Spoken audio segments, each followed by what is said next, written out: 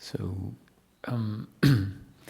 Ramesh would go through the framework describing how what we're really looking for is happiness, and what the opposite of happiness is suffering, and that happiness is peace of mind, and would explain that life is actually a predetermined story unfolding, and that we are part of that story, and that whatever we do, whatever we think, whatever we feel is all part of that creation. And that as a result of it all being part of the creation, and we don't create the creation, that we're actually not the doers of anything that happens. So not the doer means that ultimately there is something else driving what takes place in life, including what happens through us. So the human being is an instrument, a biological instrument, through which the consciousness of Source functions, through which life functions. So the movement, the speaking, is life happening. It's life functioning through this particular body-mind, and in this moment expressing as speech. And that principle is the same for everyone. The human being is a particular, or the body is a vehicle, and the impersonal consciousness of Source links to that vehicle and then functions through that vehicle as personal consciousness. So the experience that we have in each moment is personal consciousness. It's a conscious experience of life from the perspective of this particular body-mind organism. But this particular body-mind organism can have that experience only because consciousness is functioning through it. If you take consciousness away, then the body-mind organism is still a body-mind organism, but essentially it's as if we're in a coma. So a body-mind organism in deep sleep or under sedation or in a coma is a body-mind organism that doesn't have consciousness functioning through it. And so the vehicle is there, but nothing is inhabiting the vehicle.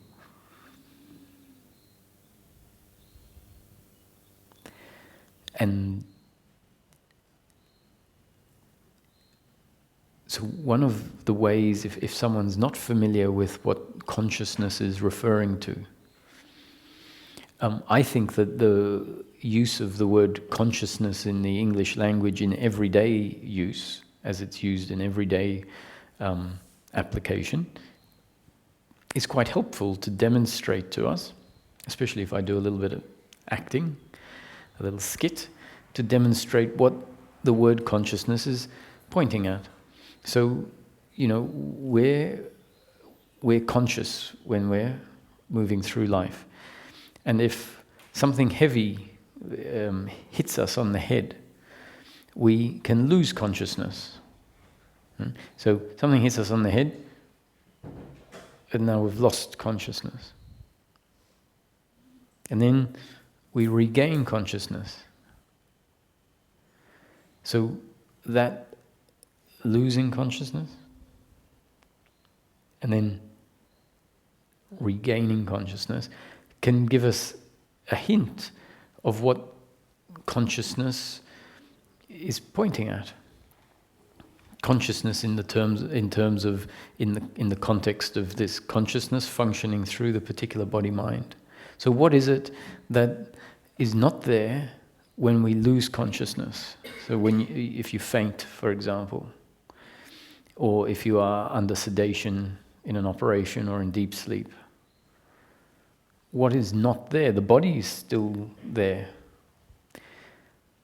What is not there is the consciousness that can be aware of the world and aware of itself and the body. So when I said itself, consciousness can be aware of itself as consciousness. So this is the what is referred to as an awakening moment, is where the consciousness that is functioning through the body, that is always present, has to be present in order for there to be a life experience. So even if someone is completely lost in thoughts, they are fully conscious. They are just fully conscious of the thinking process. There is consciousness or awareness of the thinking process, where there could be, two kids playing here, and they are not aware of the kids because they are completely conscious of their obsessive thinking, let's say. So consciousness always has to be active in order for us to have any experience in life, and all of life is experience. So even in meditation, that is effectively an experience of life. It's or an experience of within the manifestation, and it's a more basic experience than the experience we call the experience of daily living, because a lot of the content is not there in the meditation. The visual content is usually much less. Sounds can be less, the senses can withdraw, but consciousness is still active. And so in the meditation, consciousness gets much closer to being aware of itself, because there are much less objects to attract consciousness's attention to.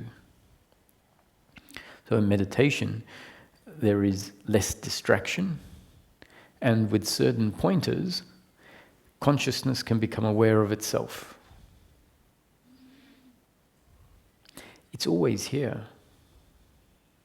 And once consciousness becomes aware of itself in a meditation, then it's easier for it to be aware of itself in daily living, because actually it is the background, or it is intertwined with the experience. It is always part of any experience. You can't have an experience without consciousness. If consciousness is withdrawn, experience collapses. That includes the very basic experience of meditation, where there is simply the sense of existence or awareness. That sense of existence or awareness is the essence of consciousness. That's why that doesn't fall away. All of the visuals in meditation can fall away, and then you're left with the very essence of consciousness itself, being and awareness. If that falls away, then essentially what has happened is we have gone from the manifest, or manifest which is experience, to the absence of experience, the absence of the manifestation, which is the equivalent of deep sleep, the equivalent of being under sedation, the equivalent of being knocked out.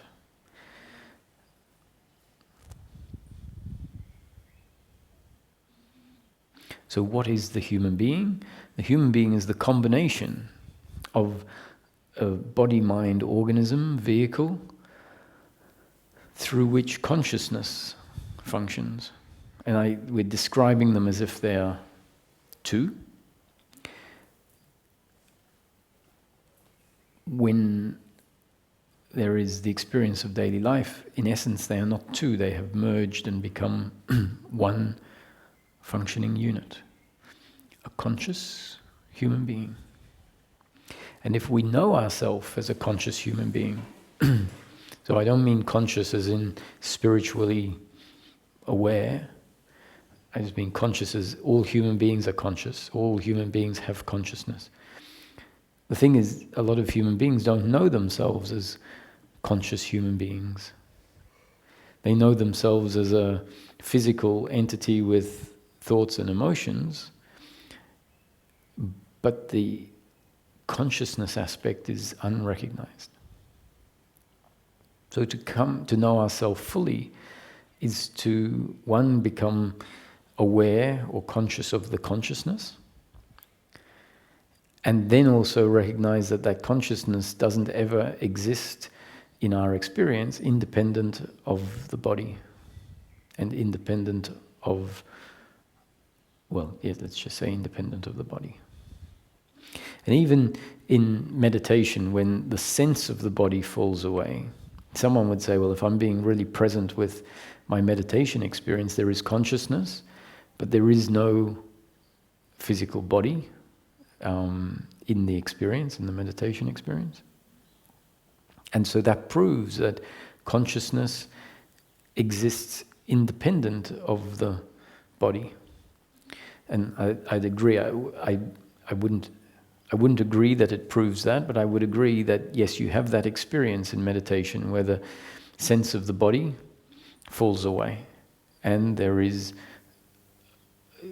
awareness of awareness. However, we see that before we went into meditation, the body sat in a chair. And after the meditation finished, the body is sitting in the chair. And if you ask your friends, then they would say, yes, when you were in meditation, your body was still sitting in the chair. Now, one exploration would say, well, that's what you're telling me, but I don't know that. From my experience, there was no chair, there was no body, there was no world. That's also a valid exploration. We have to come to see that if we're present with the experience of meditation and it develops the meditation unfolds a certain way, then when we're really present with that experience, we have to say, well, in my experience, there was no body in the experience. The whole world collapsed and all that was left was whatever was there in the meditation, presence, awareness, being. And yet we can't overlook the fact, in the same way, the same argument could be that when we go to sleep and we go into deep sleep, someone will say, when I go into deep sleep, the whole universe collapses. Because from our experience, in the experience, there is no universe anymore, there is no world. The world is dependent on consciousness. And so when we see that the world is dependent on consciousness, to be more precise, it should be our experience of the world is dependent on consciousness. So when we see this, we say, well, when my consciousness withdraws, the world withdraws. Really, it's my image of the world or my experience of the world withdraws. We're assuming often in non-dual teachings, because it's helpful for them to suggest this, that actually all there is the appearance and there is no objective real world, just an appearance arising in consciousness. Maybe there is an objectively real world. If there is an objectively real world, then what happens is your experience, the arising in consciousness, obviously collapses because consciousness has collapsed. And yet the real world may well still exist. And the feedback is clearly from life that when you go into deep sleep, your bedroom remains where it is, and your bed remains where it is, and you wake up out of your bed. But someone will argue, and it's very valid, that's all an illusion. Your bedroom collapsed when you were in deep sleep. It didn't exist. And then it reappears to create the impression of a real world with a bedroom. So what I'm trying to show you is that there are two ways of looking at the experience of life. And what I like is to make a point that our experience of life is always only ever an arising in our consciousness. We never know the world itself. And whether there is a world itself, an objective world outside of our experience, i.e. a world that we are seeing a reflection of, or not, is sort of secondary. Everything is set up, the experience is set up to imply that there is a real world and that we just go into sleep where we're not aware of it, and then we come back and we're aware of the world. It can be amazing how we can become so convinced based on some experiences that we have and based on what we're told, that there is no actual objective real world.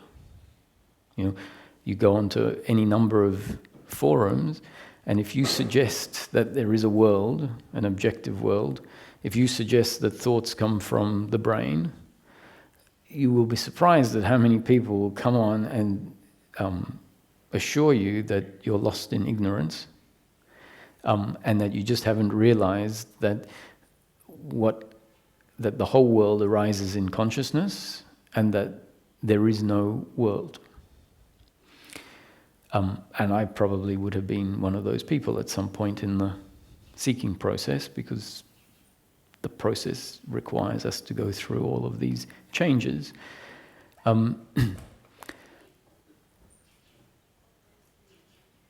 So given that the experience consistently shows us that the bedroom that we went to sleep in is the bedroom that we wake up in, the chair that we sat in for meditation, before the meditation experience created the sense that the world collapsed, is the chair that we wake up, that we come out of meditation in.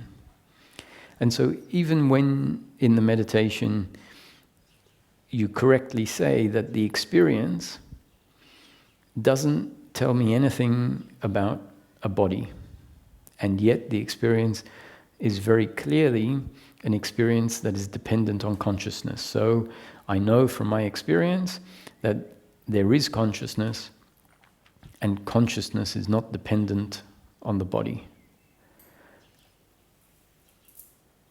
But can we go that far? Because we have that experience in meditation. What if I would say, so what if while you are meditating and the body doesn't exist in your experience, if I come up and do something very, very bad, get a gun and shoot you in the head,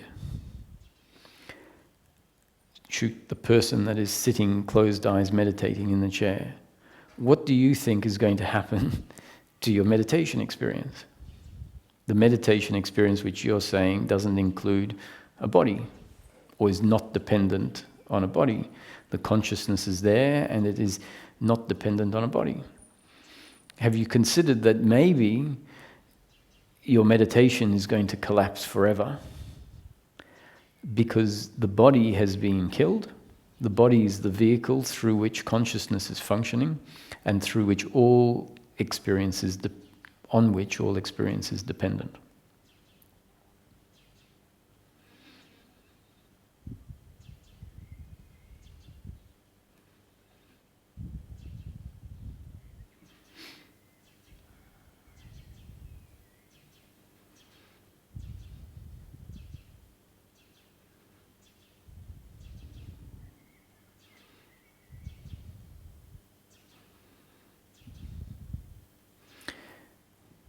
So, the human being, the person, is a combination of the body-mind organism to which consciousness has linked and is functioning through as personal consciousness. So, the personal consciousness experience you are having, that everyone is having in each moment, is dependent on consciousness. And therefore this experience is not separate from consciousness.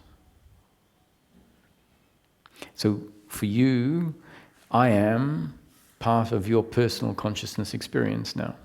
There is a body speaking, and there is a plant, and there are chairs and walls and trees. All of that in your personal consciousness experience. Well, actually, you don't have trees in your personal consciousness experience at the moment, but I do. And if the personal consciousness experience is interdependent on consciousness, then I am not separate. None of the objects are separate from what you are at your core. They don't arise independent of the consciousness. Take the consciousness away, and the experience of those objects falls away. So the experience of the world that you have is always contained and one with, not separate from, your consciousness. And when we look at it more closely, you'll realize that because we only ever have an experience of the world, that the object that apparently is made of plastic or wood or metal is really an image arising in your consciousness.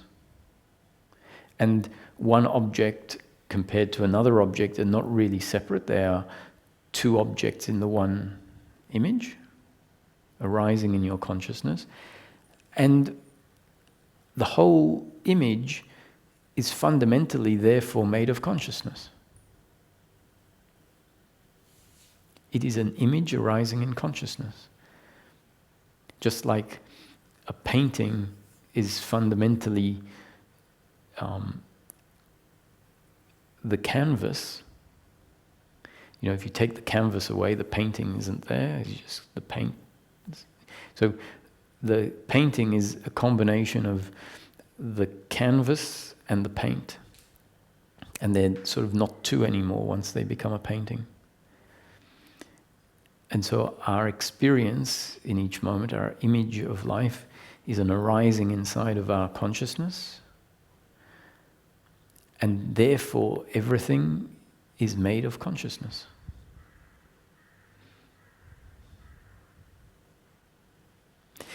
If there is an objectively real world made of the 5 elements, then that stuff out there isn't made of consciousness, it's made of the 5 elements.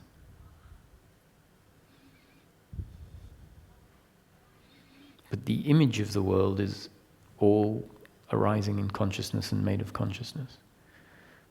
If there isn't an objectively real world and all that there is an appearance in not the consciousness of the human being, but the consciousness of a universal mind, then all of the things that we experience are not only made of consciousness in our image of them, but they are fundamentally all made of consciousness, because the whole world is essentially a virtual reality or an imagination in the mind of God. And the mind of God is essentially, to the best of our ability, if we want to look at what mind is consciousness, and consciousness imagines into existence, just like our human mind imagines into existence a world, a daydream. And so they're the explanations from different points of view of what consciousness is, and why it's said everything is made of consciousness. We can become, very convinced, based on certain experiences we have, that everything definitely just arises in a universal mind. But we tend to become convinced of that because we haven't been given an alternative of how our experience, seen from an awakened perspective, can be explained as maybe something different to being an arising in a universal mind of God. And one of those explanations is that there is an objective world created by all sorts of phenomena that we may never understand, but that phenomena has created an objective world, meaning an actual planet of rock and many other planets floating around in space. And on those planets, an actual bunch of humans, real, physical, objective humans, develop. And if that's the case, still, our experience of life is dependent on consciousness, but in that case, the consciousness is the consciousness that develops as part of the human development. And so the human has consciousness, and because the human has consciousness, they get to experience that objective world, but they never really know the objective world, they only know the experience of the objective world arising in their own personal consciousness. And so you can use either model and still say that the human being is a body-mind organism through which consciousness functions. And what we are aware of is what we can call my personal consciousness, meaning Roger's personal consciousness experience of life. Life from the particular perspective of, in my case, me, and in your case, you.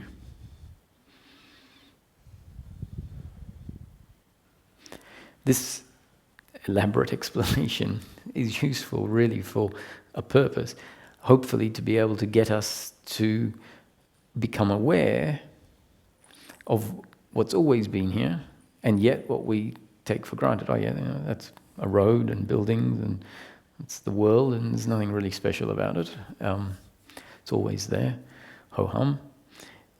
And yet if we describe, well, actually that world is not as separate, the buildings are not as separate from you as you think. They actually all arise within your consciousness, and if that consciousness is withdrawn, your experience of the world is withdrawn. So in each moment, when you're walking through the world, at any point you can remember this is an appearance arising inside of you.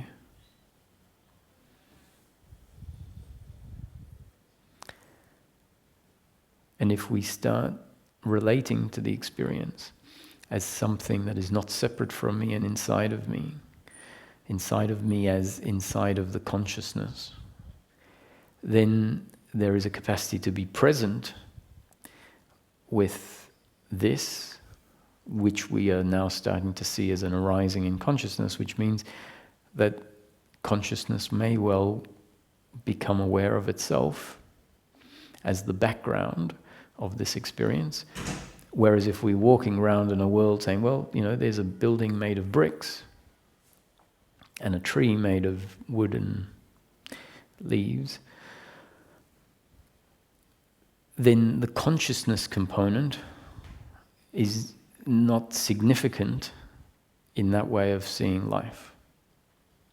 And furthermore, it reinforces the sense that, well, I am a separate subject looking at a whole bunch of objects that are separated from me by distance, which is not the case when we investigate the experience and see what it is. It's an experience. And experience is always dependent on consciousness, one with consciousness, and the components of the experience are never separate. Consciousness pervades them, and everything is contained in the experience, including the body. The body is as much an object in the experience as any other object.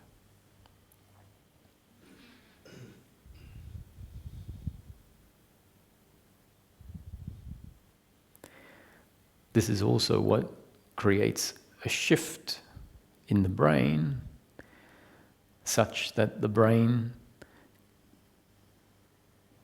produces the image of the world differently, produces the image of the world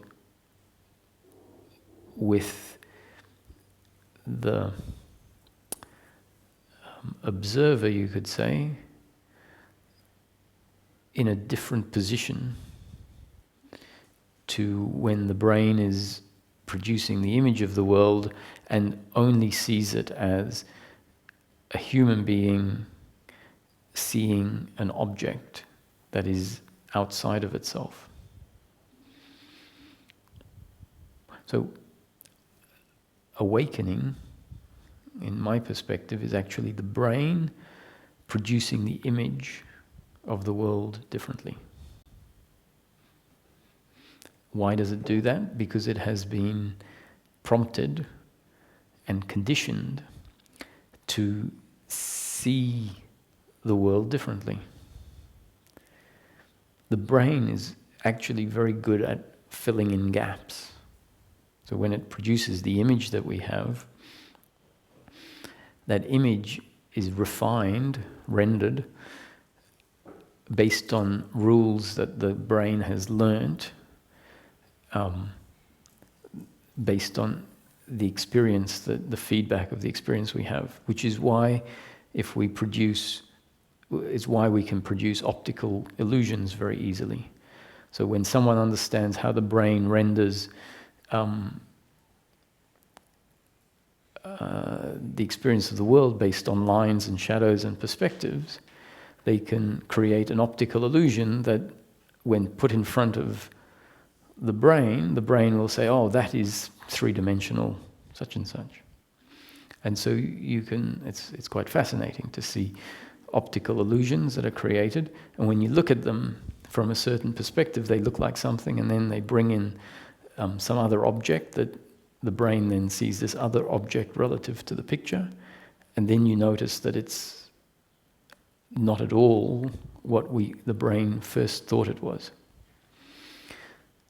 So you can have a flat piece of paper with a line on it and sort of two different shaded colors that are closely, and when the brain sees it, it sees a right-angled shelf, for example. And then someone introduces a piece of wood or a ruler on that picture, and the brain then says, oh, it's not what I thought. And so it creates a new image. And so if spiritual teachings condition the brain and say life is actually this way, not that way,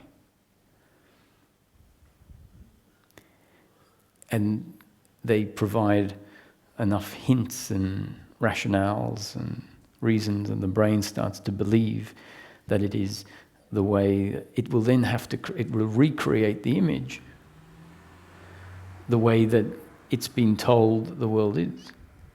So this awakening experience is not suddenly necessarily seeing shift out of experience into reality, which is often how it's described. It may well just be the brain reproducing the world experience, the image of the world, and including in it a new standpoint from which that image is apparently observed. Now, when I say that that's all that's happening, it's actually very significant. It's significant because it means that the brain has now created a different relationship to objects. Attachment to outcomes is a relationship to objects based on how the brain was creating the image, and based on how the brain was creating the image relative to the individual observer of the that was in the image itself. And so once the brain shifts and creates the image differently, the attachment to outcomes changes as a result of that. It means that thoughts can be witnessed, whereas previously the experience was, I am the thinking.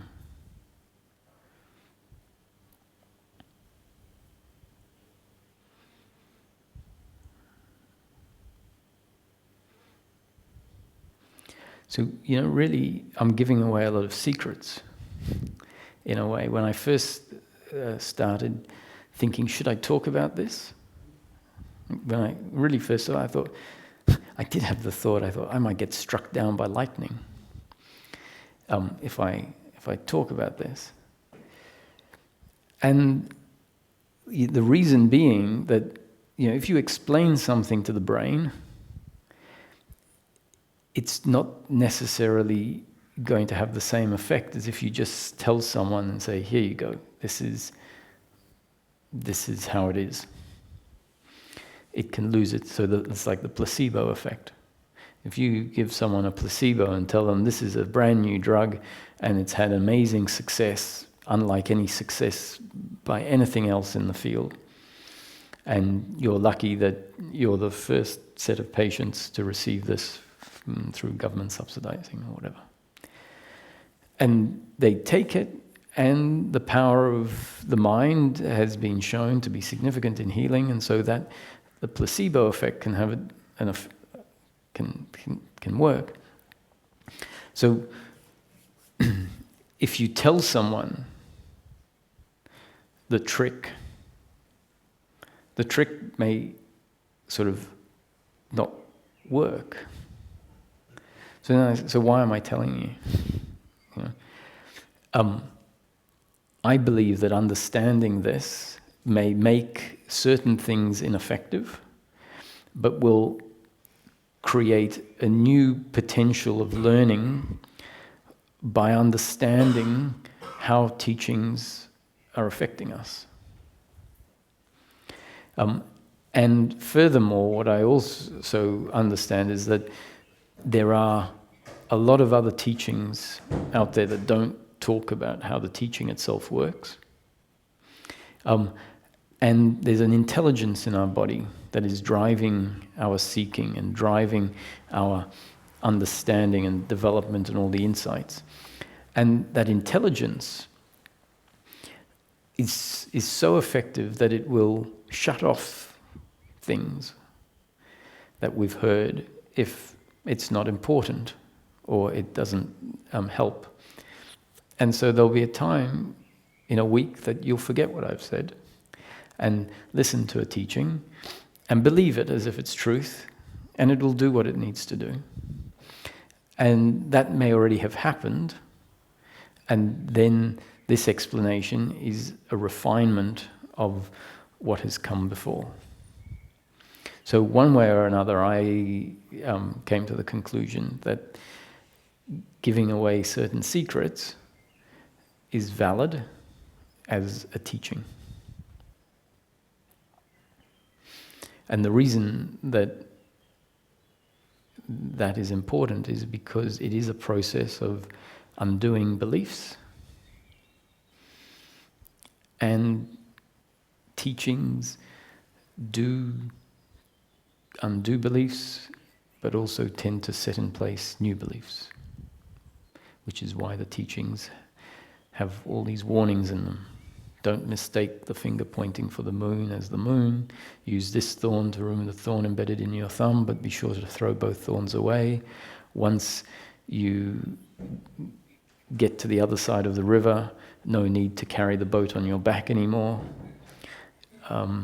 If you see Buddha on the road, kill him.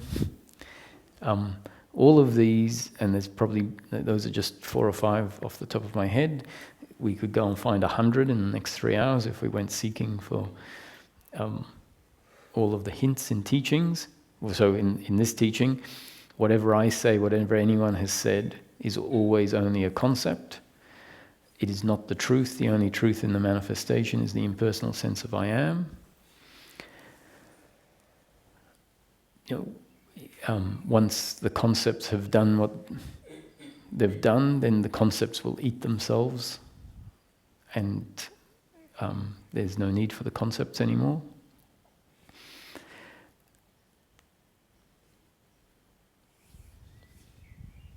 What was my point going to be? So the good teachings include in them this little disclaimer somewhere. So the disclaimer is just a small line in the teaching, which means it doesn't undermine the teaching, because we miss many of the small things in a teaching until the intelligence is primed to land on exactly that. And then at the right time, when the intelligence has developed to a certain point, what it hears is that. And earlier on, when that isn't useful for it to hear, it doesn't hear that part of the teaching. So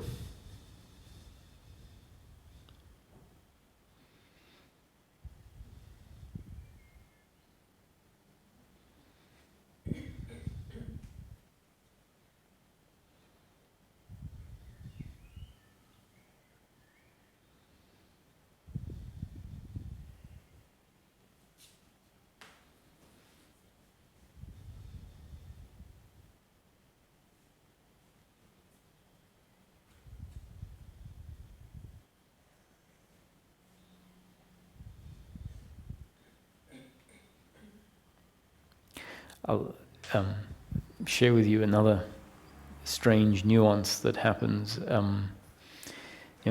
If I suggest that in deep sleep there is no awareness, if I say that to a particular person who's traveled through a certain path, there will be a lot of resistance to that statement. In deep sleep there is no awareness. I know this because when Ramesh said this in satsang, it was one of the things that I went, hang on a sec, everything, awareness is like the granddaddy of, the whole thing. You can't ever have anything where there's no awareness.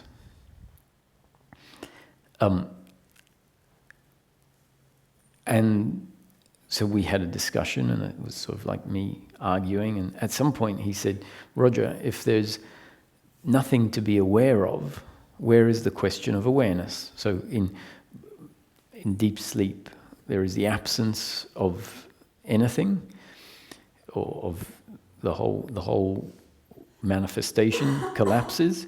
And my standpoint at that time was, yes, but awareness remains. So there is nothing, but awareness still is. And awareness would be aware of itself. And I wasn't talking from experience, obviously, although I thought I was talking from experience. Why I wasn't talking from experience is, I guess, well, if someone said, well, so have you had that experience of the absence of the world and awareness aware of itself? And I thought I had, because I would refer to a certain meditation, type of meditation, where there was just awareness and beingness. And with a little bit of pointing, you realize that, well, that's not really nothing. There is awareness, beingness, but I was of the impression, well, you'll never get it prior to that, because that is the essence of awareness. So you're never going to get that. But then you can see, well, the nothingness is not really absolute nothing, because if you're aware of nothing, then the nothing has become something. And so it's about a stage before that. That is what deep sleep or the unmanifest is referring to, where even the awareness and the sense of existence collapse. So why did I have such a problem imagining that, or not even imagining, because now I can imagine it. Now it's quite easy to go to your meditation and then say, and even that falls away. So that's the unmanifest. But why couldn't I even contemplate it? And it was a very simple reason in the end when I realized it. It's because the teachings that I was listening to was referring to source as awareness. It was something as simple as that. The fact that the word awareness was used for source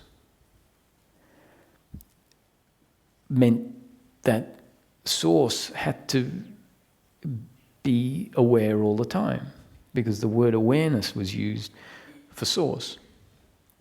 Now, what if you change the word awareness for something like source? For example, source doesn't imply awareness, it's just source. So it could be source that isn't aware. But when the word awareness is used as source, then it has an inbuilt presupposition that you can never have the absence of awareness. So then the comment that Ramesh made, where he said something like, the unmanifest is consciousness not even aware of itself, or the absence of awareness, the absence of consciousness. Just didn't compute until the explanations he put forward and my contemplating and whatever created a capacity for the old image, the old idea to fall, and then something new. And then I thought, of course, so if we don't call it awareness and we don't assume that there is awareness all the time, then it became much more poetic to see deep sleep and the unmanifest as the absence of awareness, the falling away of awareness. And then I came across or remembered something somewhere where it says the unmanifest is God not even aware of itself. And that particular statement, God not even aware of itself, implies the absence of awareness. So awareness is something that comes into existence in the framework that I'm putting forward, comes into existence with the manifestation, with the experience of the manifestation. And in deep sleep, even awareness falls away. So do you make a distinction between awareness and consciousness? Good. So the question was, do I make a distinction between awareness and consciousness? And depending on the context in which I'm speaking, the word awareness and consciousness can have slightly different meanings. But in the context that we're talking about here, consciousness and awareness are more or less the same thing. They're interchangeable. And in deep sleep, consciousness is at rest, which really means no consciousness. But I like the idea of consciousness at rest because in any moment, consciousness, as we know it, can appear. And so that would be consciousness in movement. And in deep sleep, consciousness in rest. And the same with awareness. Instead of saying consciousness at rest, you can say awareness at rest, which really means not awareness. Or awareness not aware of anything, not even itself. And then in daily living, awareness and movement. And if we want to look at it as from the Advaita point of view, where the whole world, not just our experience, but the whole world is a creation in Brahman, then Brahman is at rest, which is essentially the same as awareness at rest or consciousness at rest or source at rest, which would then mean pure potentiality, ready to, at any point, explode into manifestation. And then the manifestation would be God, source, in movement. And so then we can see the whole of time as either being, so the God, consciousness, source, awareness, Brahman, at rest, explodes into manifestation, and the manifestation is the whole of time, from beginning to end, the whole universe as a block. And so the end has already happened. The whole thing has come into existence in an instant, and within that creation that was created in an instant, each moment is witnessed moment after moment to create. We basically see each section of the block one moment at a time, like a film running through the present moment screen. Or we can look at the manifestation as a manifestation out of nothing, and then collapsing back into nothing, and then re-emerging, collapsing, re-emerging, collapsing. Not as a whole lot of different manifestations. Well, they are different, but they each each manifestation, which is just a slither, then is complemented by the next manifestation, just like frames of a cartoon. So you can look at it as consciousness at rest, explodes into movement and creates the whole block. Or you can look at it as consciousness at rest, consciousness and movement, back to consciousness at rest, back to consciousness and movement. At the end of the day, that's sort of just a theoretical explanation of what might be. But in practice, what we're left with really is this experience. This is where we have to live. This is where we're always going to live. So after liberation, liberation is not waking up out of the creation. Liberation is not waking up and realizing you are God and knowing God the source. Liberation is simply just a shift within the creation, and the liberated human has to continue living their life according to destiny, according to whatever happens next. They don't magically exit the creation.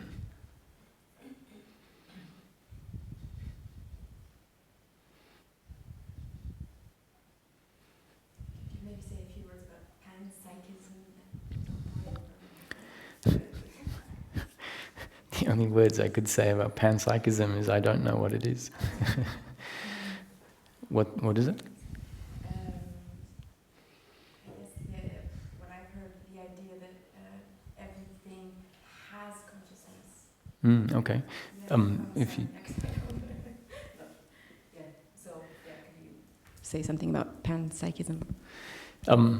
So I don't know if I'm actually going to talk about panpsychism, but based on your brief description, that it's the idea that everything has consciousness. I guess maybe the last, basically it's materialism, but in a very subtle form. Basically, maybe. Well, that's another thing that I believed as part of the notion that everything is made of awareness. That the mountain is aware of its mountainness, and the ocean is self-aware of its oceanness. And so I remember contemplating with this, and I was wondering, what would the awareness of the mountain? What would it be like to be a mountain? What would it be like to be a mountain? And I sort of imagined this. You just know this grounded rocknessness, you know.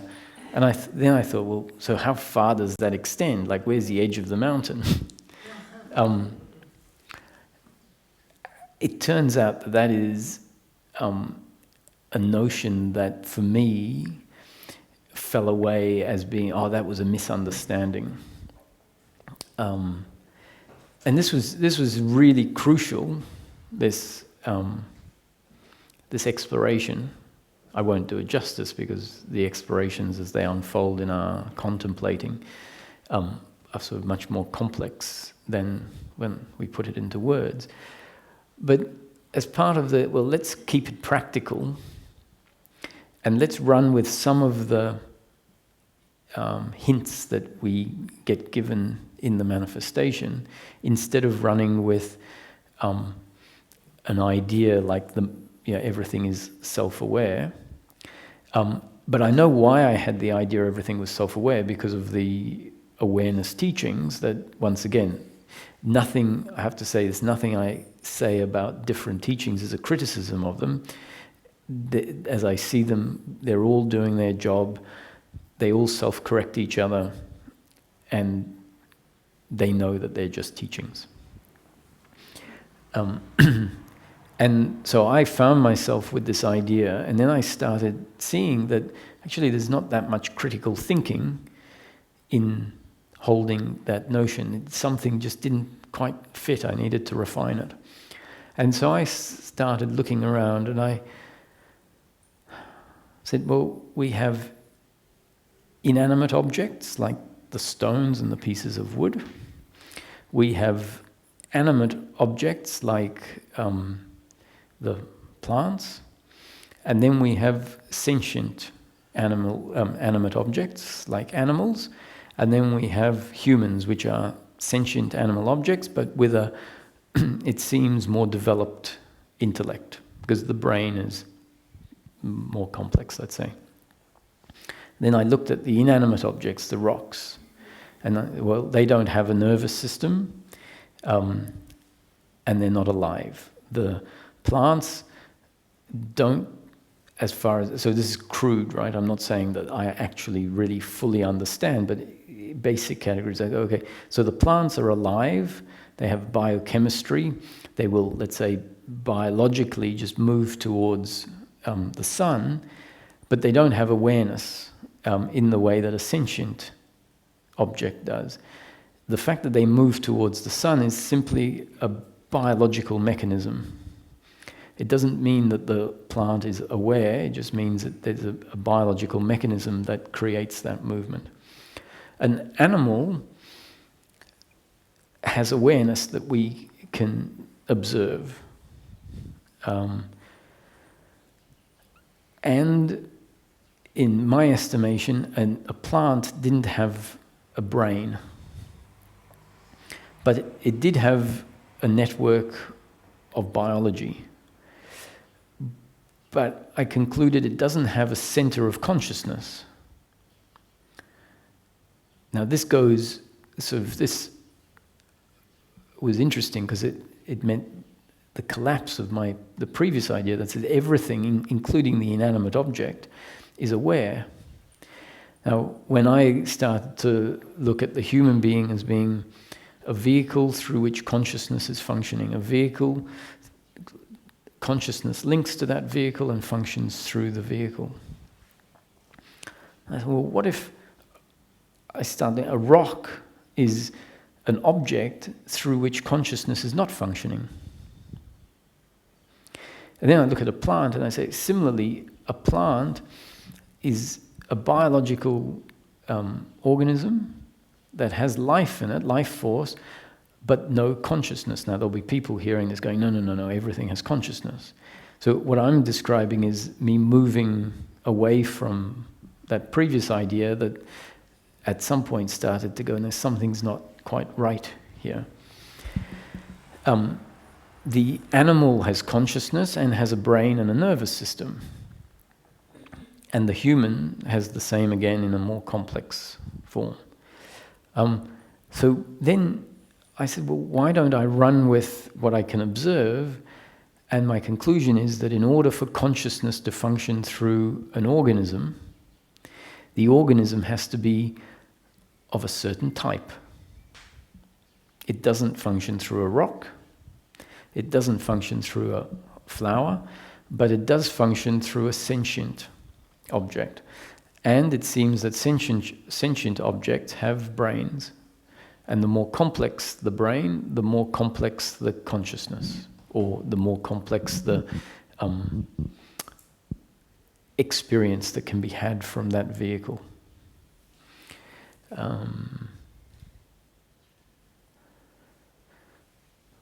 So why was it important to start seeing that?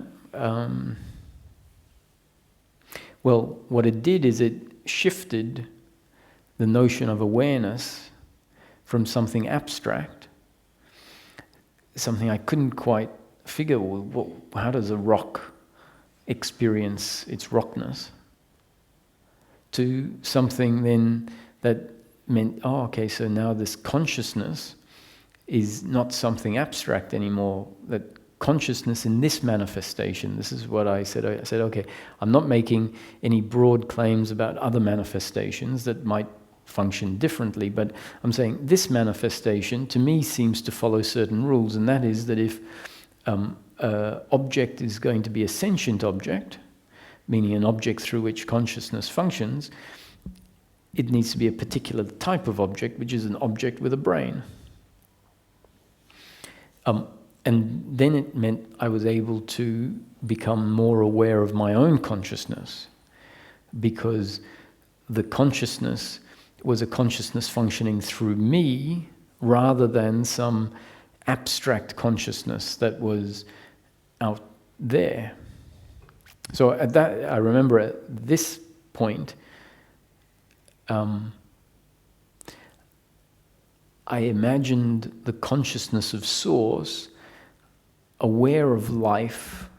I remember I thought, wow, so how many perspectives of life is Source having?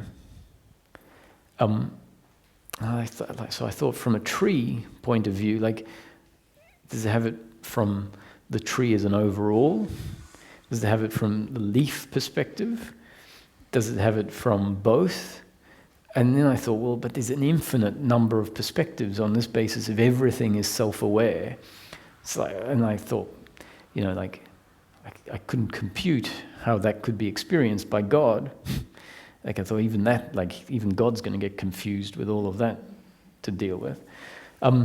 So then I started thinking of it sort of like CCTV cameras, and God receiving the experience of life from all of these different perspectives, all of these CCTV. But the CCTV camera idea works really well when we start looking at a conscious, sentient instrument.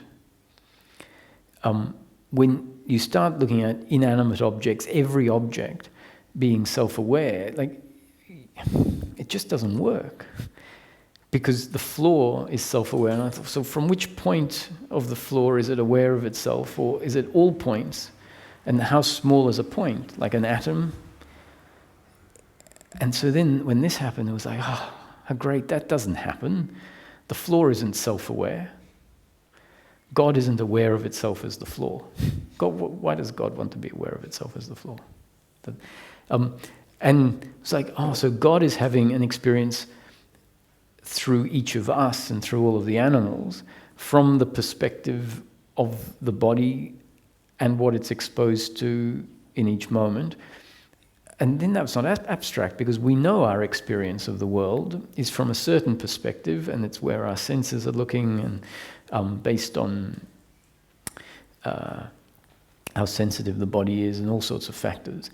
And so then my attention came onto my experience. I said, well, because I imagined God having an experience from these CCTVs, like God being out there somewhere, knowing all of these experiences. Then it dawned on me, oh, the experience I'm having right now is God's experience. So my experience, because I thought God was having an experience, and I'm having an experience, but God's having an experience from many, many different angles. And then I realized, oh, the experience I know as my experience is just one of the experiences that, if there is a God, that God is having.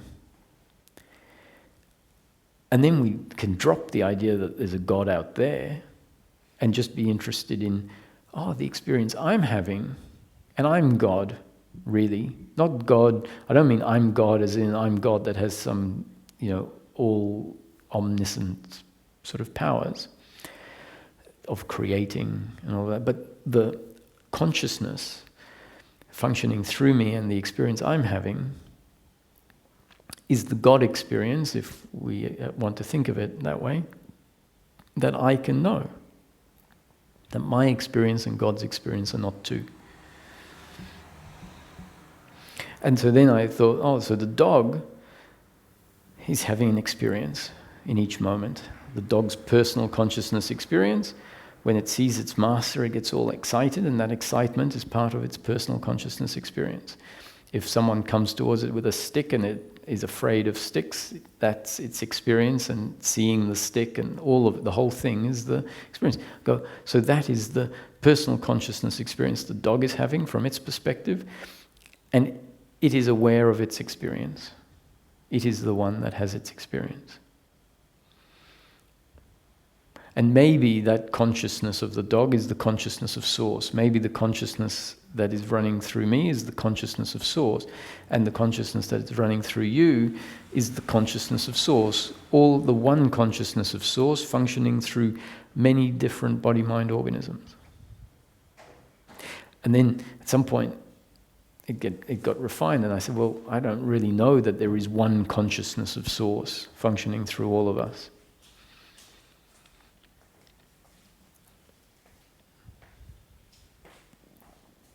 Each object, or each sentient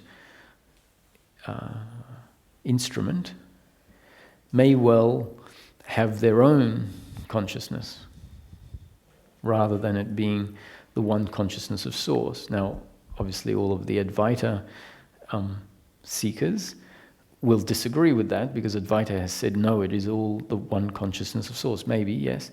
But Buddhism says it's a personal consciousness.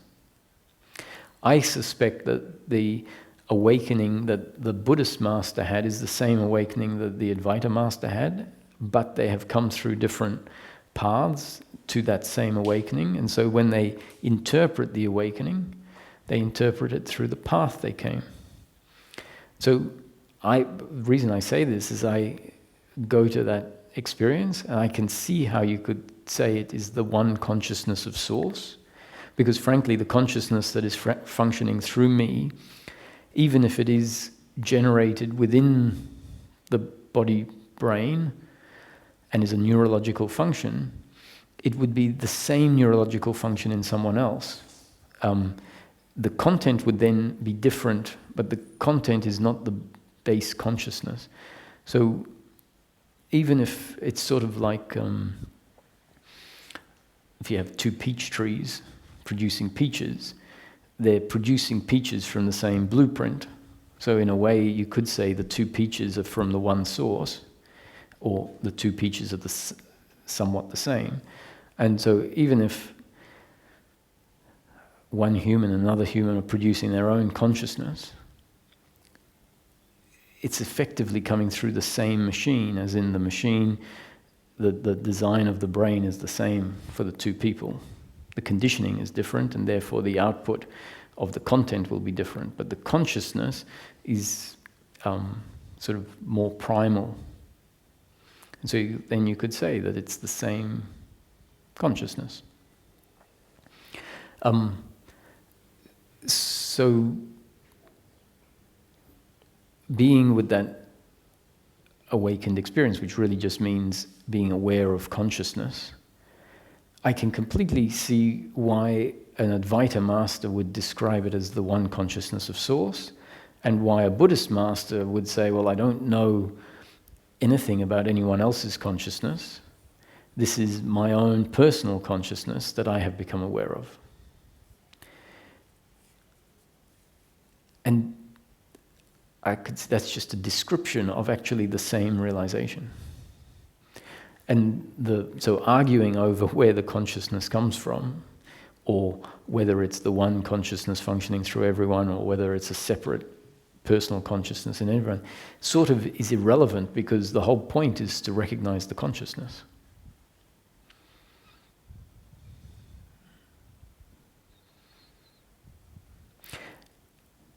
And it's really not just to recognize the consciousness, it's to recognize the consciousness and then have the consequence of that. And I would say the consequence of that is that you only become aware of your own consciousness when the brain flips, what we would call is when consciousness turns in on itself. But that really is when there's a rewiring in the brain, so that the brain creates an experience where the very awareness in which everything arises is also something that is tangibly experienced as part of the experience that's created. Whereas previously the brain was creating an image where the awareness that everything is arising in was not tangibly experienced. So when that shift happens, and we can say, well, I am now self-aware, the consequence of that is that attachment to objects changes, and because that attachment changes, there can be more peace of mind. So in this teaching, I prefer what we're really looking for is peace of mind, but that peace of mind is linked, heavily linked, to becoming aware of yourself, or if that doesn't happen in a way that is palpably noticed, which isn't always the case. We can become aware of that change can happen without it being palpably recognized. What does have to happen is the attachment to outcomes has to change. So in this teaching, I would say, well, actually what it's all about really is peace of mind in daily living. But peace of mind in daily living is directly linked to attachment to outcomes falling away. And attachment to outcomes is directly linked to the brain processing or relating to the world differently. So in another teaching it will say, well, it's all about coming to know yourself, which really is the brain changing such that awareness becomes aware of itself. So these are all interrelated things. If you know yourself, attachment to outcomes is going to change. If attachment to outcomes is going to change, suffering is going to change.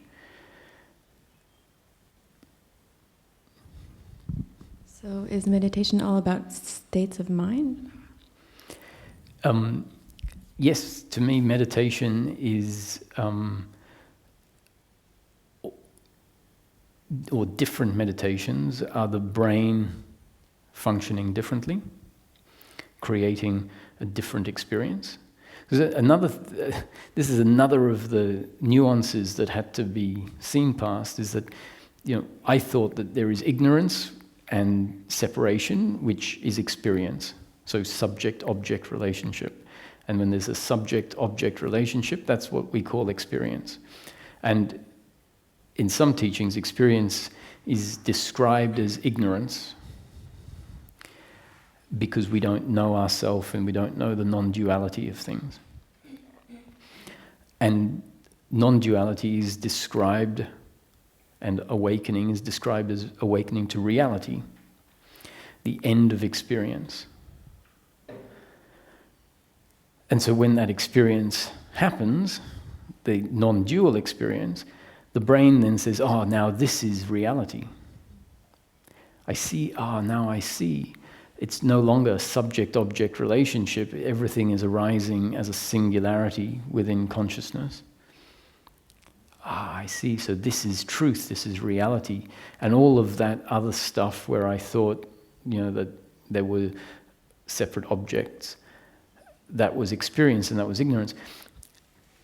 And it took a while, it took Ramesh, dear Ramesh, thank you, to tell me when I described reality, Roger, don't worry about it, that's just an experience. I didn't know what he meant until it occurred to me, you can have an experience of duality and an experience of non-duality. And they feel very different. And I've been told beforehand, I was primed, that when that happens, when the experience of non-duality happens, but it wasn't called an experience of non-duality, that's reality. So when it happened, straight away, what do? I say, that's reality. That's the brain claiming, putting a label on what is actually just a new experience and saying it's not an experience. And when it clicked, that's another layer of ignorance falling away, where I realized that's no more real than the previous experience I was having. It's just different. And I could say, well, the previous experience sometimes included a layer of thought which was an interpretation of what was happening.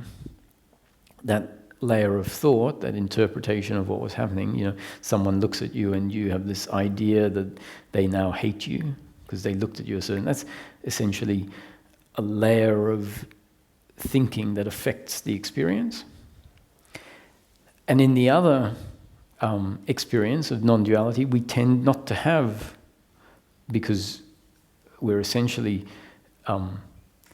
we have manipulated the brain to some extent, or we've found a way of sitting where thinking doesn't just happen like it used to. So then the experience isn't seeing the experience through a layer of thought.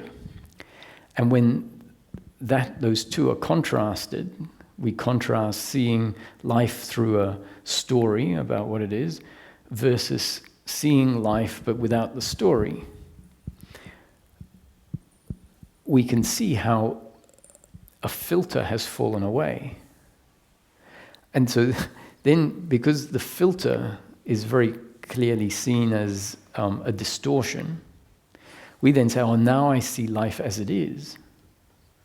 And that's reality. It's not relative, it's like, it is. And that was an experience. The previous one was an experience. But actually, this, the one where there's no filter of judgment and story, is still an experience, but an experience without that component to it. And because that nuance isn't easily seen unless it's pointed at, it feels like, oh, now I'm not, now I'm out of ignorance, because the ignorance was seen to be the story that was overlaying a story about what was, when in fact that story was probably very inaccurate. And now it's not there anymore. But that doesn't change the experience into reality. It just means they're two different experiences. And so meditation is a whole series, depending on what meditation or what qualities of the meditation happen, are just a whole lot of different types of experience. And when the experience of life starts being created a certain way, free of suffering, then there's no resistance in the experience, because the suffering is the resistance, which is part of the experience. So when it's created without that, then there's no resistance to the experience, but it's still an experience. And when I found that there can be an experience of life where duality still exists, but no suffering, then I said, well, what do I need a non-dual experience for if I can have a dual experience of being a person living in a world where I take time and space to be real and cause and effect to be real, because that's what the experience demonstrates? What do I need a non-dual experience for if I can be free of suffering in a dual experience? And it became all very simple. Because frankly, I don't think that an ongoing non-dual experience is where life is heading. And so if we're waiting for an ongoing non-dual experience forever and ever, where we don't know ourselves as a person anymore, and we don't function as a person, we are just formless awareness, that to me is an expectation of what enlightenment is, which is not what is really available. Yeah, so when we find ourselves going into emptiness and it doesn't feel like it's quite done yet, like, okay, well, this is a good start, but this isn't it, we often imagine that it is deeper and deeper into nothingness, deeper and deeper into extraction from daily living. And what if it isn't? What if enlightenment is taking you out there to nothingness and then bringing you back into being a person? And for as long as we have this expectation, this idea that it's about more and more nothingness, then our efforts are all about more and more nothingness, and we're waiting for the day when, who knows exactly what it is, but we're waiting for this magical, lightning strike, where once and for all there's nothing left of the person, because we've been told the person is the problem. The real problem is the doership and attachment to outcomes. So if you can have a person and be a person where the doership and attachment to outcome have been uprooted, then there's no problem being a person. So a bit more the tantric approach, maybe? Yes. Actually my approach, my path was of Advaita, with some Tantra, with other, with a lot of exposure to a lot of other paths, without them really ever being my path. My path was Advaita. My path is Advaita. What I'm talking about is Advaita. But it's Advaita in daily living, in what I would say is an integrated perspective of Advaita. And yet there are many other paths that are valid. So you have path of bhakti, path of karma yoga, the path of tantra, the path of shamanism, path of yoga asana.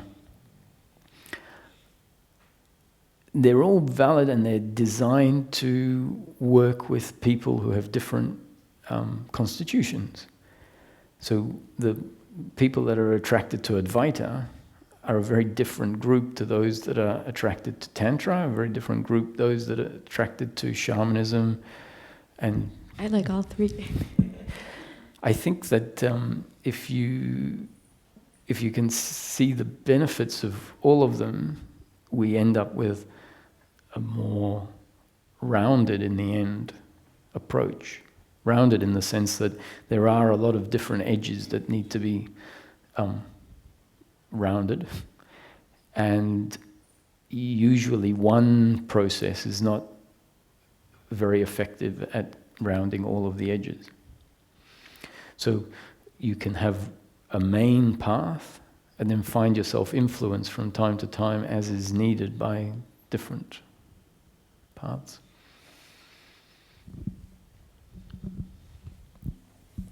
I don't know if I might have misunderstood you. Is it possible to have enlightenment as we define it, as peace of mind, without having a non-dual experience? Yes. So it can happen anytime. It can happen to me, for example, because I've never had a non-dual experience, at least I can't remember. Yeah, well, you know, what how do I explain this? Non-dual experience is really a result of certain changes. Now, if those changes can happen in a different way, you won't necessarily have the same experience as if those changes happen through a different methodology. And yet, if the changes happen, that's what's important. So if you don't have the side effect, in a sense, it doesn't mean that the change hasn't happened.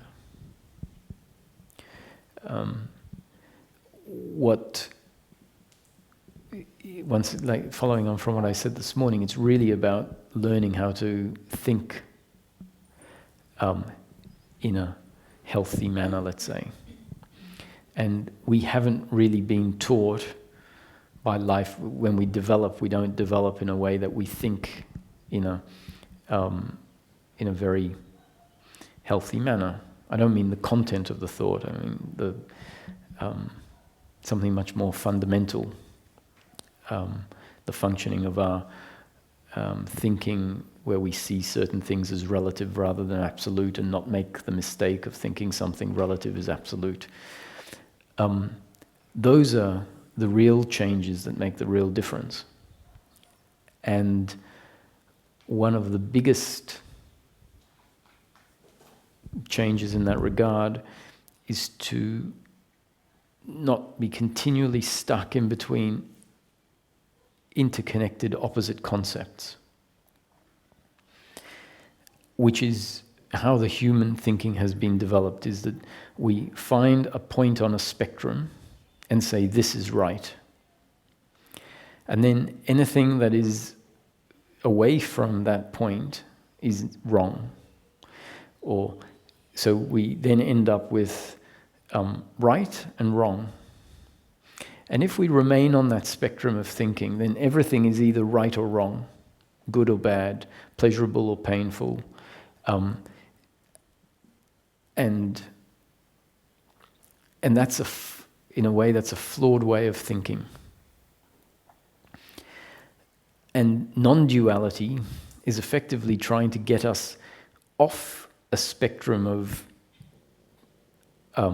right or wrong, or off any spectrum of healthy or unhealthy, action, inaction, and take us out so that we can see the full spectrum as valid. And if we see the full spectrum as valid, we're not placing ourselves somewhere on the spectrum.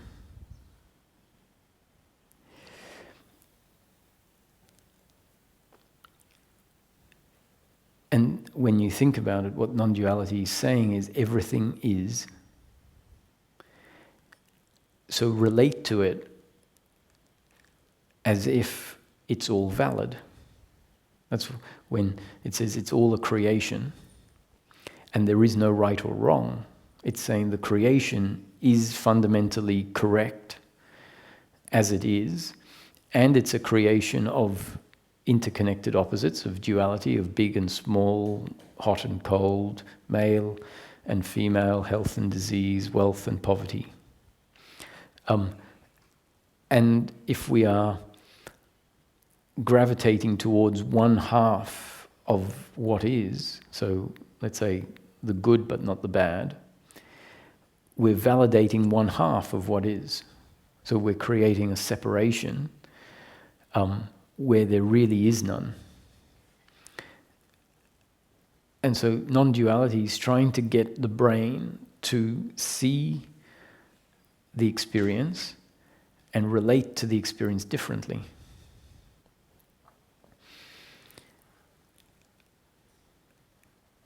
Simply trying to get it to not discriminate, to not judge.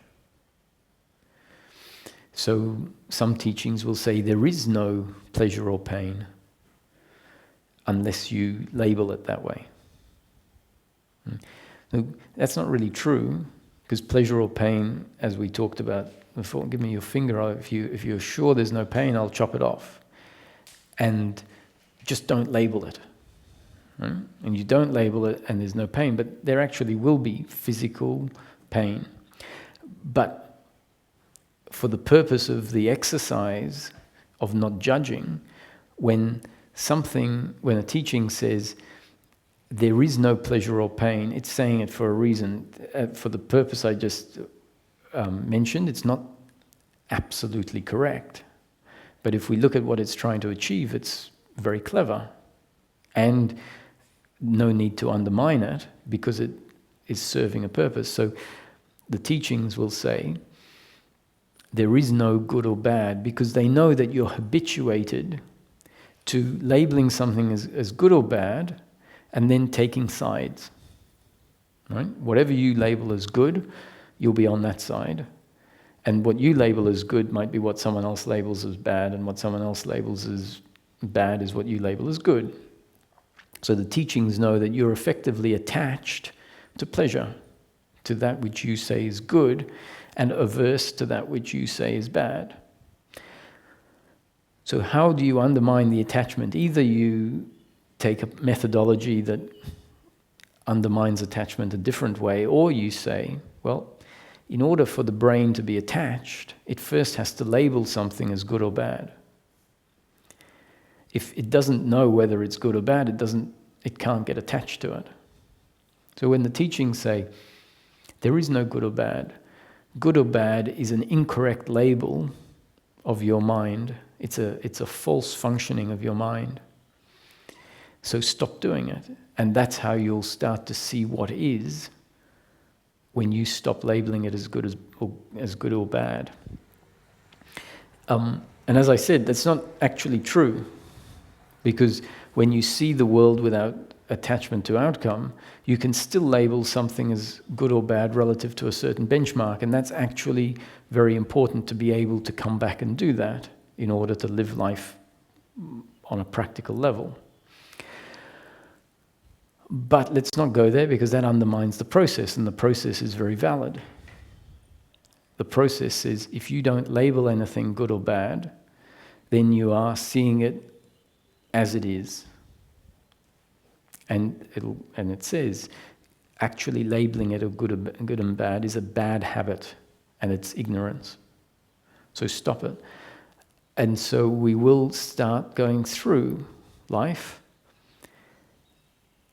and when something happens, we just say, oh, it is as it is, or it just is, which is great, isn't it? That's now starting to see life, and instead of saying, well, that's bad, we just say, we're now seeing it without judging it.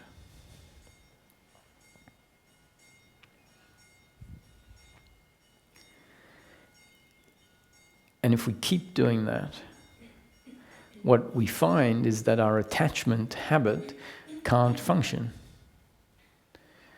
because it functions when we label something as good or bad.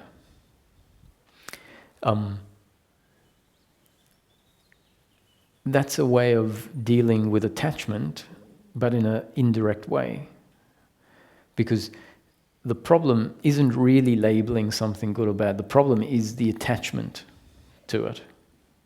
But breaking the attachment habit without doing it the way that I've just described can be very hard. So the teachings say, okay, let me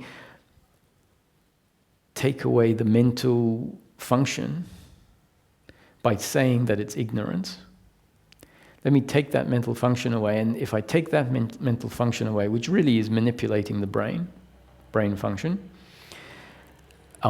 once we've manipulated the brain, the attachment can't kick in.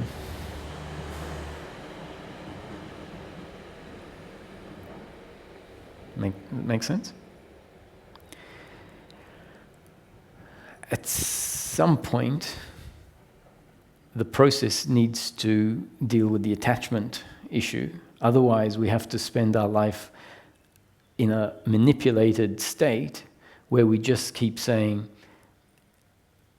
where we suspend a faculty of discernment. And the faculty of discernment is actually a very healthy faculty. The problem is we can't have that healthy faculty working when attachment is present. Because as soon as that healthy attachment of discernment kicks in, and attachment is there, it creates a gravitational stance on the spectrum of good and bad. So the middle path, Buddha's middle path, to me means stepping outside of interconnected opposites. And often the middle path is heavily misunderstood to be a path of moderation, which really means, on the interconnected opposites of eating very little and eating very much, the middle path is moderation, just have a little bit of this, a moderate amount of this and a moderate amount of that, and that's the middle path. That's not the middle path as I understand the middle path. The middle path is you step off the spectrum of eating too little or eating too much, and in the middle eating just the right amount. You step off and you see from the middle path, you see that wherever anyone lands, including yourself on that spectrum, is valid. That's non-attachment. Non-attachment where you can still, if once you've stepped off the spectrum, you can then still say, well, relative to good health, having 15 glasses of Coke a day is drinking too much. However, when you're on the middle path, which is outside of feeling identified by a position on the spectrum, you can say that it's too much and yet not judge yourself if you find yourself functioning that way. You can see someone else functioning that way and you can say, relative to a particular benchmark, the benchmark of good health, let's say, drinking 15 is too much, so you can place them on the spectrum as too much, but you see that as completely valid. Not valid relative to good health, but valid to life. So non-duality is really a movement of relating to the duality of life, which will be there all the time, differently to the way we did before. Remind me of the question, because I went off on a tangent. Oh, it's if you haven't had a peak experience. So the peak experience often is a result of contrast.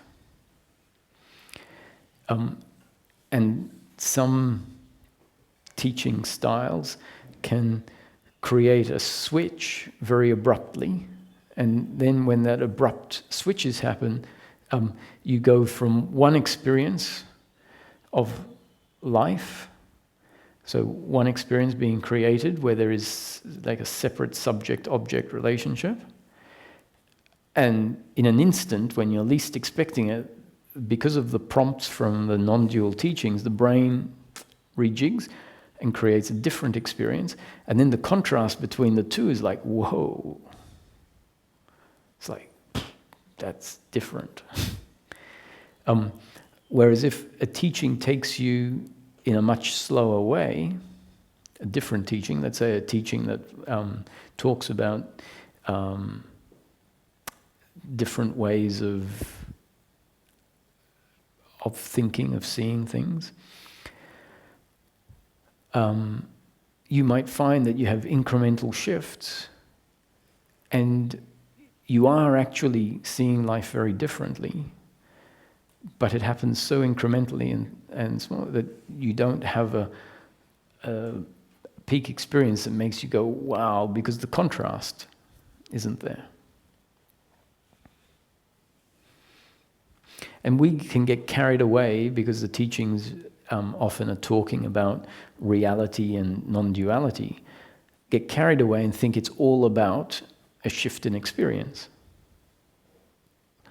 We actually lose track of the practical reason, and we say really what it's about is a shift of experience. So you can have people that have this shift of experience and they feel like it's job done, and then you ask them, so how's your suffering? And go, I'm more miserable than ever, but there's no one here to be miserable. There's just misery happening. I said, well, you can keep your enlightenment, I'll have mine.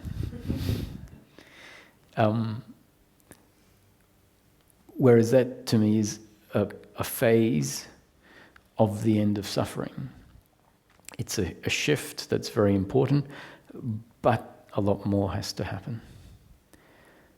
And so that phase that I just said is very important can happen in a very different way, where you don't have that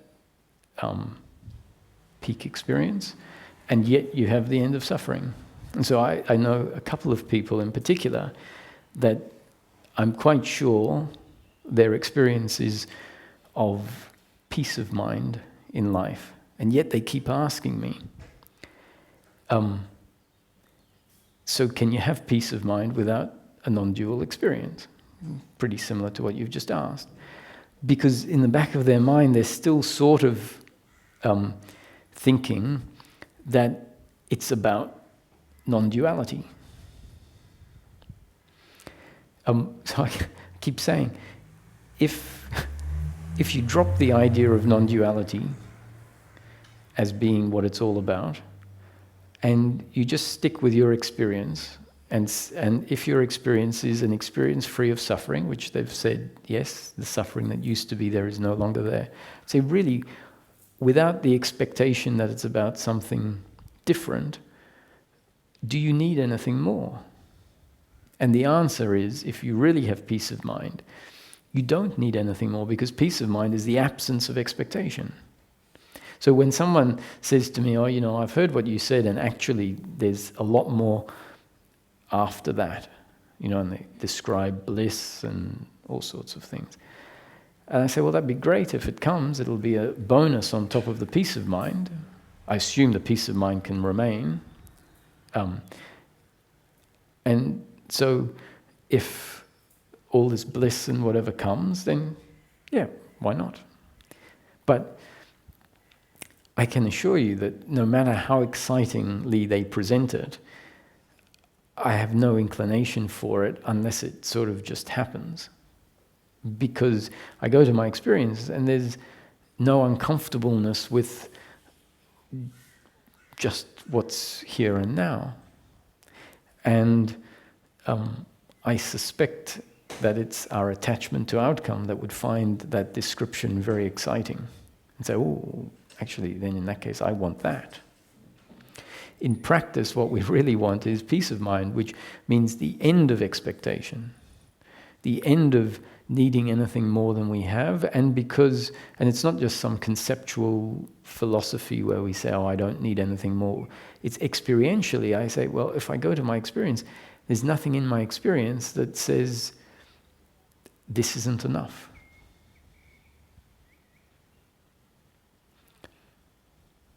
And it's always just a thought, an attitude to the present moment that wants something different. When someone's feeling depressed, there is a deeply ingrained movement functioning that creates a sense of uncomfortableness with life. And if we look into it, what it is some sort of trauma from the past experience of life that's saying life really sucks. There is no hope for me in life. And that's not them doing it.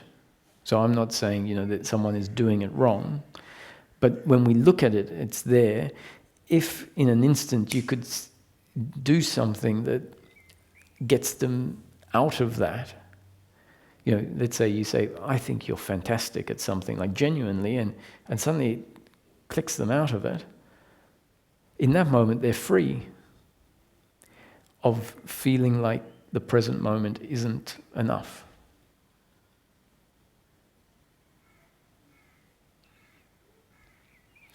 And so we can't really rely on someone clicking us out of it. Eventually, that dynamic that is arising needs to be undone. And I don't know how to undo it, really. Life and the intelligence within us gets that sorted, especially when it's given enough information from wisdom teachings that do have an inclination of how the whole thing works.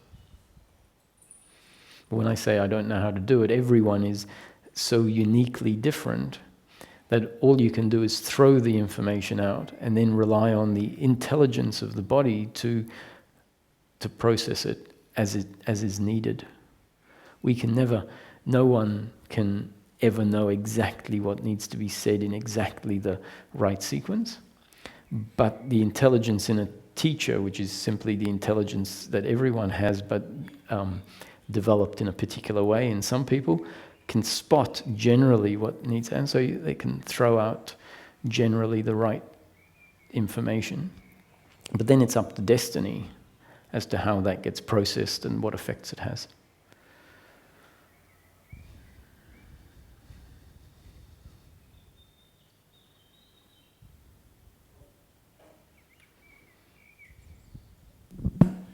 I wonder if there is a difference between, and how to know it. I'm completely satisfied with what is happening at the moment. I have peace of mind, and I'm cheating myself.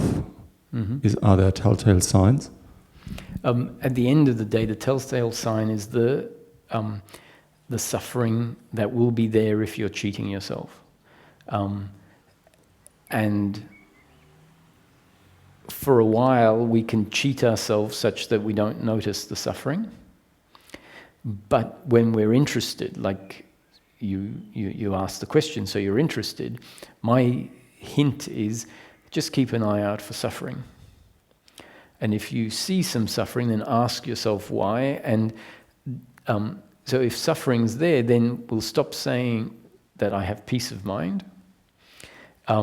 And we could say, well, I have a large degree of peace of mind, but there still is this suffering that hopefully we can start to identify and become familiar with. And then identifying it and being familiar with it is the beginning of the end of it.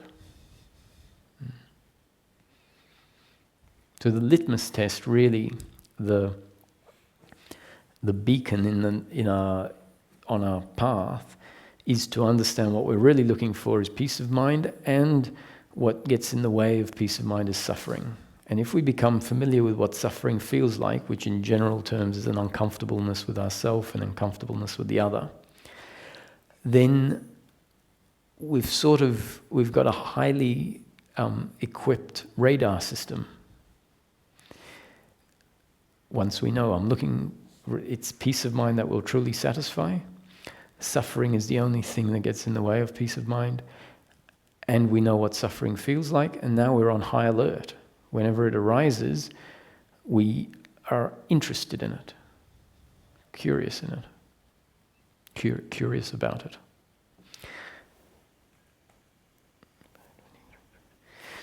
That leads me on to a topic that we'll probably elaborate on tomorrow, if I don't get it done in 5 minutes here.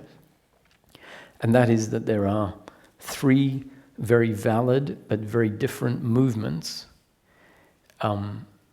that can happen, that are healthy seeking movements, healthy inquiry movements. The first that I'll describe is being/witnessing. The second is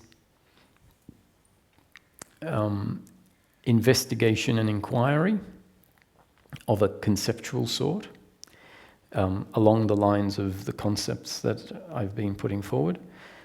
And the third is a surrendering to suffering when it arises in such a way that there is an allowance for it to flower, for it to develop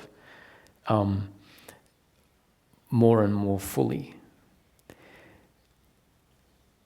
Now, that allowing suffering to develop more and more fully is not something that will happen unless we become equipped, unless the body becomes equipped to understand why that would be beneficial. The body is currently programmed in such a way that says what's beneficial is for me to suppress suffering when it arises. And suppressing suffering leaves it in the unconscious, leaves the energy in the body, ready for it to get triggered again by the next painful situation. And so each time we suppress these energies, we essentially are leaving ourselves prone to be dragged back into suffering, because it's those energies that are the root of doership and attachment to outcome that keep getting triggered into guilt and blame and pride and worry and expectation. So hearing that feeling the energy is actually part of the process can be very important, because either we want to suppress the energy, or we see it coming up and we think, well, that's very unenlightened and I'm moving in the direction of enlightenment. And so feeling these feelings of hatred and resentment and shame is not very enlightened, because all of that is suffering, and enlightenment is the end of suffering. So that's another reason why the body, the mind, suppresses feelings of suffering, either because they're very uncomfortable, so we want to suppress them, or because we think it's not very enlightened to feel that way, so we suppress them.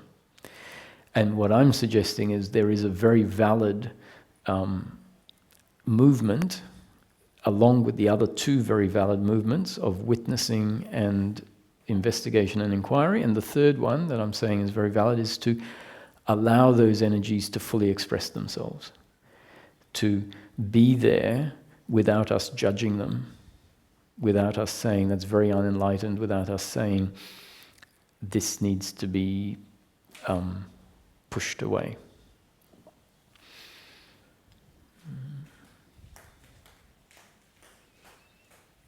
And as we feel, as we allow those feelings to arise, we understand what is at the root, or we have the capacity for the first time to be able to investigate and to see what is at the root, what the story is at the root of those feelings.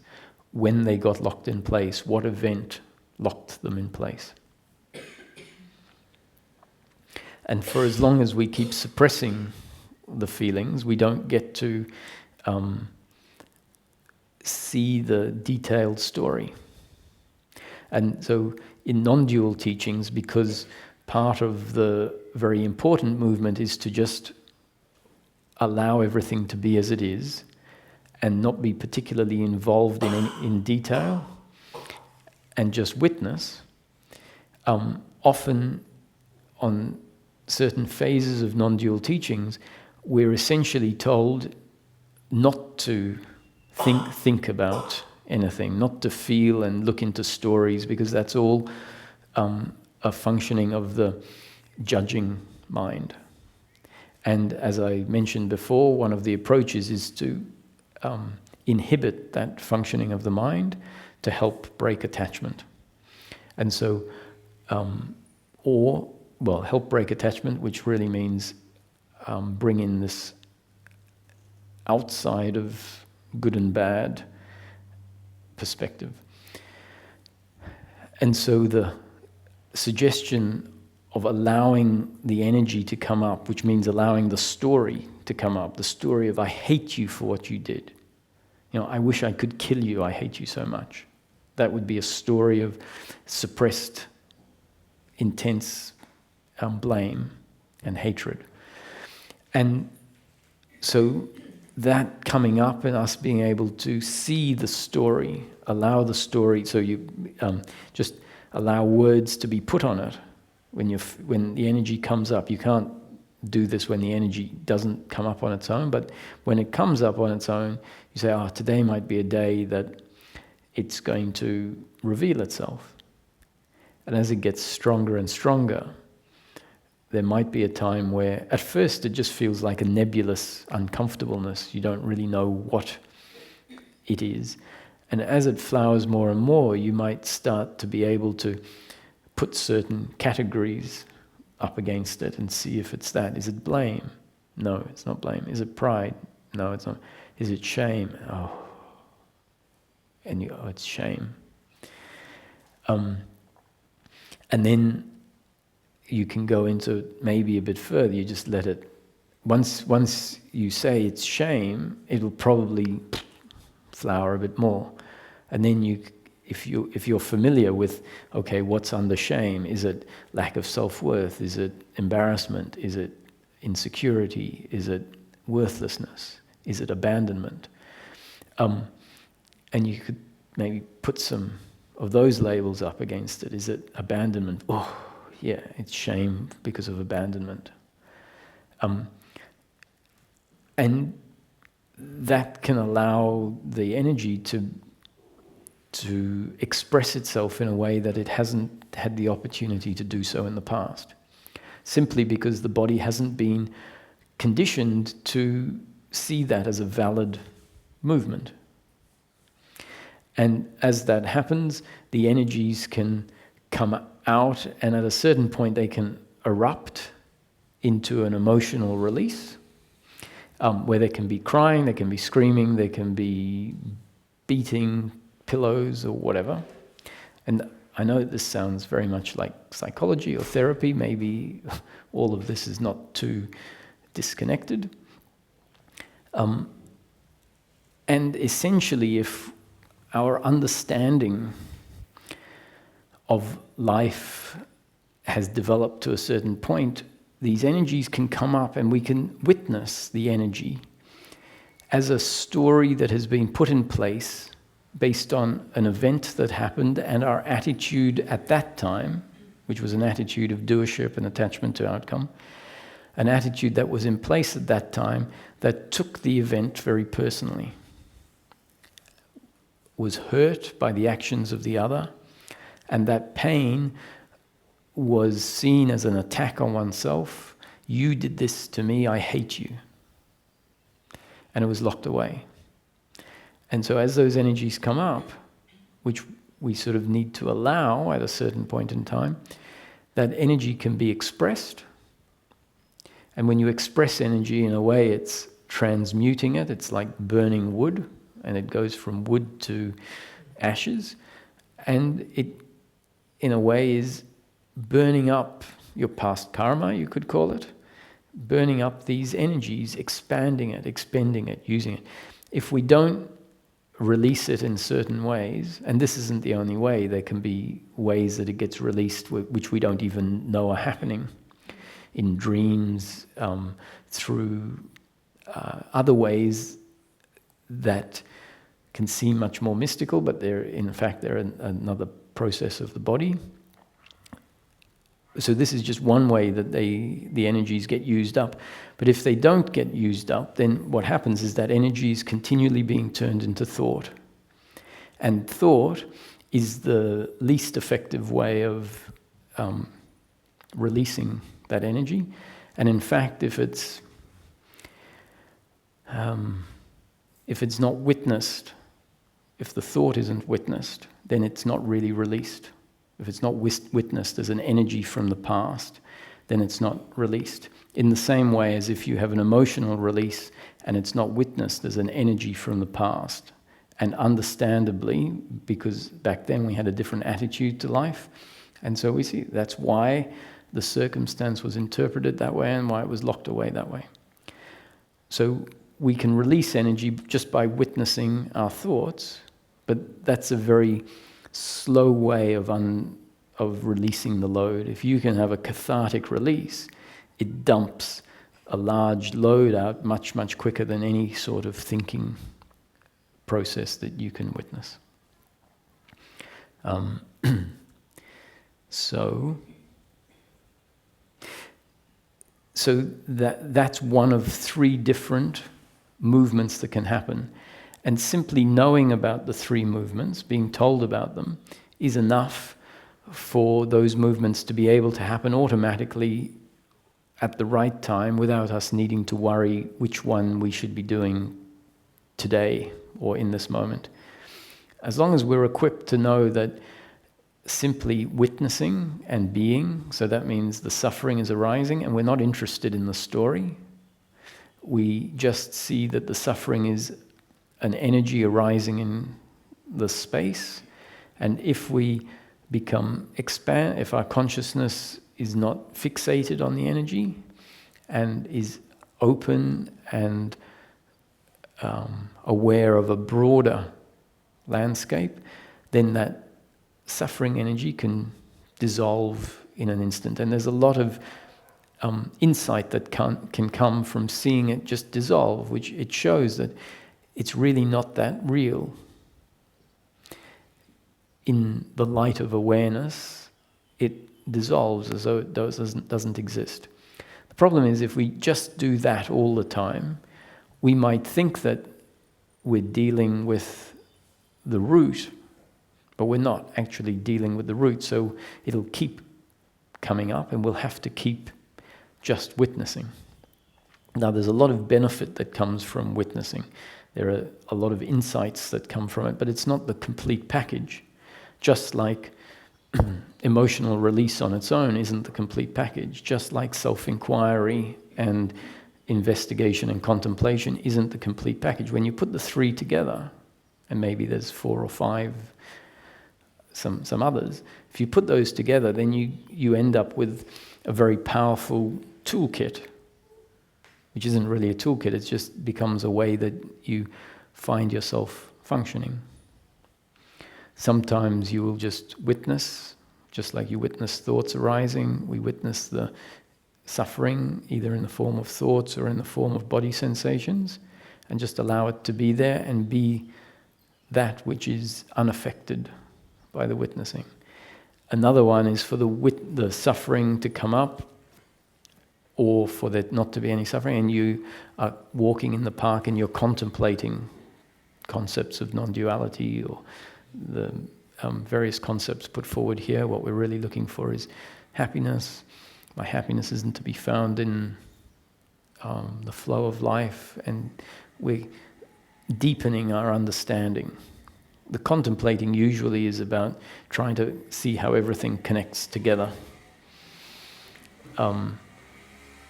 And it can also be when some suffering arises that we say, okay, so what is this? I see this is blaming my partner for not functioning a certain way, and we see it is based on my attachment to outcome, which says I want them to function a particular way, which is pleasurable to me.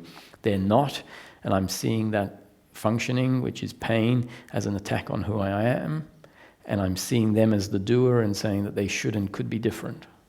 So if we see this, that's a form of investigation and contemplation. So that's also very valid, as well as the witnessing being very valid. And the third is at another time, the feeling will be there, and often we know that it's time for it to be released when the feeling is really heavy, and it sort of just says, I'm just wiped out, I just can't fight this anymore. That's a good sign where you just say, okay, show me what you are. I'm not fighting any of this. It comes up, and you can allow it to tell you what the story is at the base of that energy.